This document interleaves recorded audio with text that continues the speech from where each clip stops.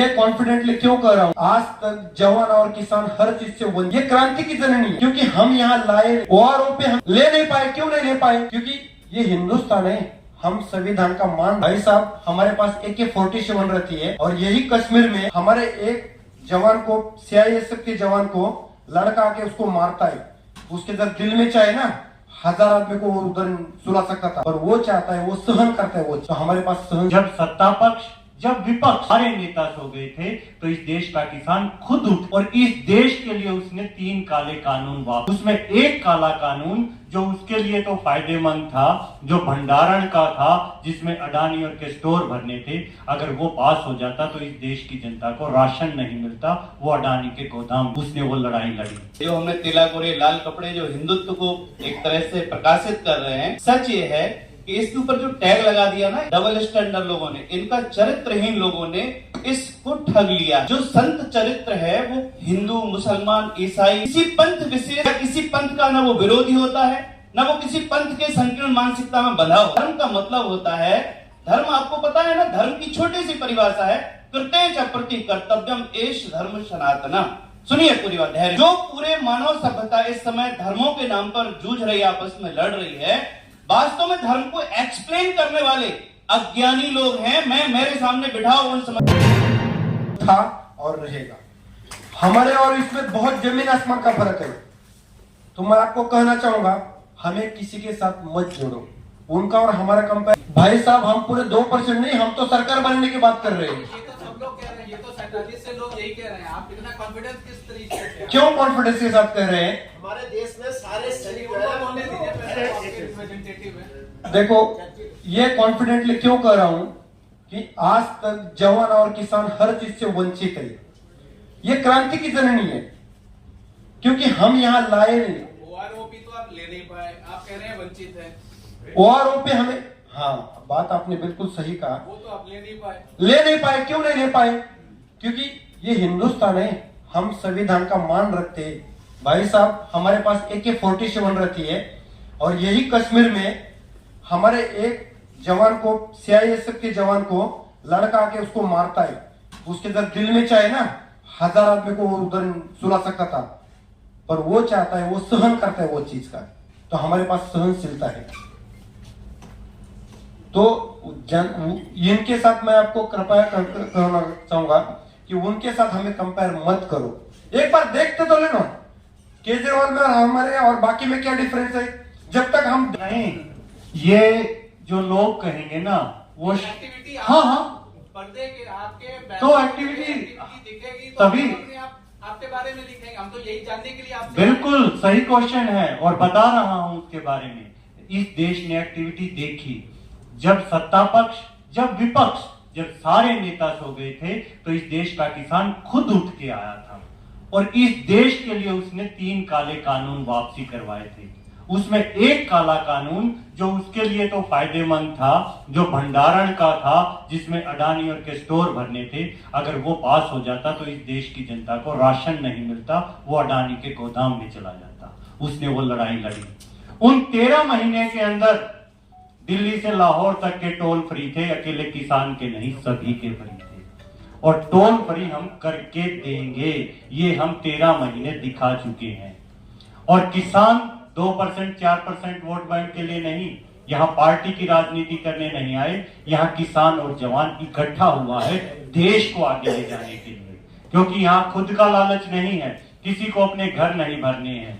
जो 750 किसान शहीद हुए हैं, उनके घर कुछ नहीं भरा है, वो आज भी लड़ रहे हैं। हमारे बीच भी बैठे हैं जिन किसान के बेटे शहीद हुए हैं, वो आज भी इस देश के लिए लड़ाई लड़ रहे हैं। तो ये देश का जो किसान और जवान का संगठन है, ये गांव में है, जड़ों में है, और इसको पानी देने की शुरू बात है। ये जरूर फलेगा फूलेगा और ये देश भी आगे बढ़ेगा। जो आपने किसानों के लिए कहा, ये जब सिंघू बॉर्डर पे बैठे हुए थे जगह जगह पे, तो जब आम पब्लिक जा रही थी तो किसान लोगों का हाथ काट लेते थे, पाँव काट लेते थे।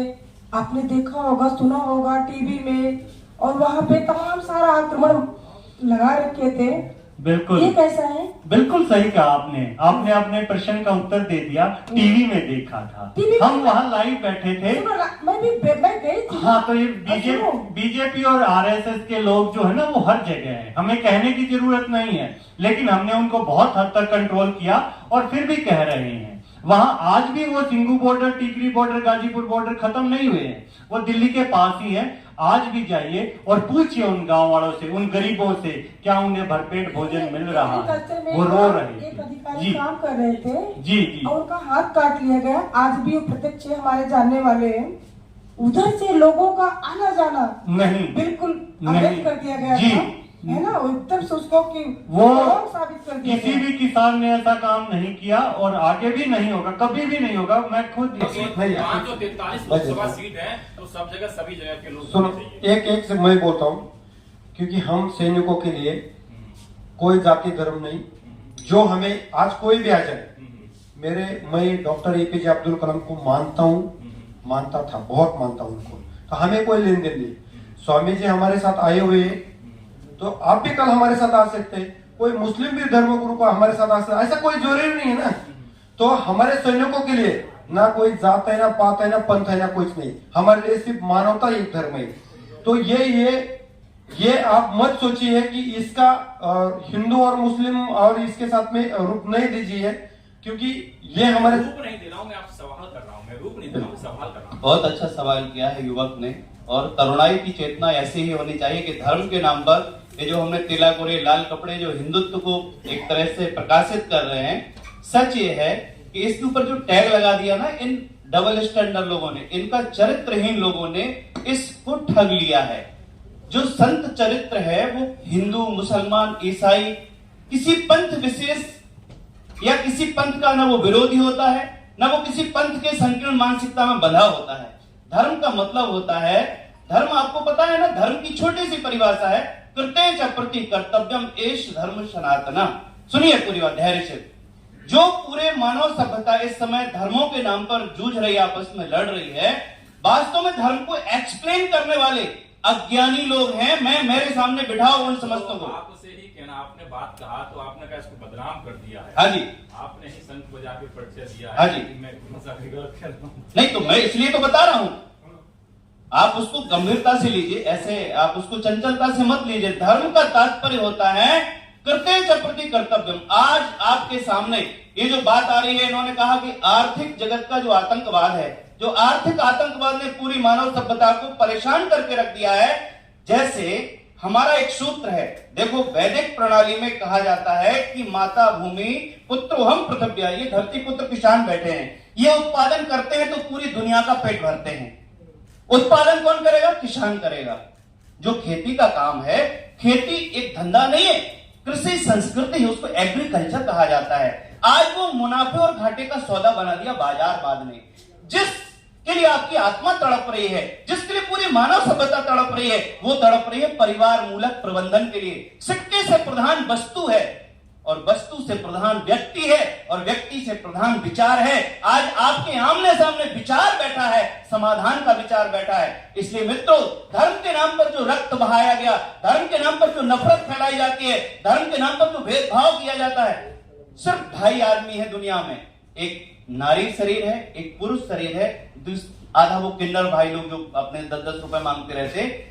इनके बीच में एक समझदार बिरादरी है, ढाई के बीच में, और इन्हीं के बीच में एक नासमझ बिरादरी है। तो जो नासमझ बिरादरी है, उस नासमझ बिरादरी को समझदारी क्रम से जोड़ने के लिए विचार मंच आपके सामने उपस्थित हुआ है।